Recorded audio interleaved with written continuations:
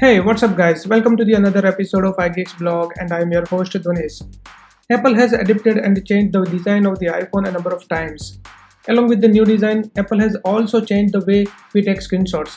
However, taking screenshots on iPhone is a piece of cake, and in this video, I am going to show you how to take screenshot on any generation of the iPhone. So let's get into it.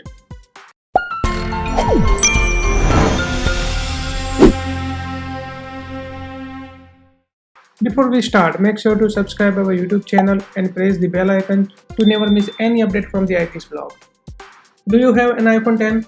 Then press and release side and volume up buttons at the same time. The iPhone screen will flash and you will hear the click sound as well. If you are having iPhone 8, 7 or 6, then quickly press and release the home button along with the power button to snap the screen. If you are having earlier models like iPhone SE, 5 or 4, simply press and release power button from the top and home button at the same time.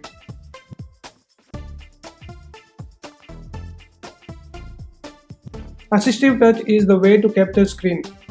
Head over to settings, then select general, then look for accessibility, then select assistive touch and enable it. Now you can see a virtual home button on the screen. Tap on the button, then select the device, then tap on the more button, and finally tap screenshot button to snap the screen.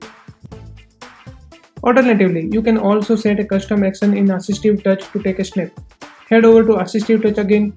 For example, I will choose double tap gesture to take a screenshot. Now, at any point of time, double tapping a assistive touch button will capture a snap of the screen. Did you find this video helpful? Then give us thumbs up, share this video and subscribe to our YouTube channel. I am signing off. Thanks for watching and we'll catch you in the next episode.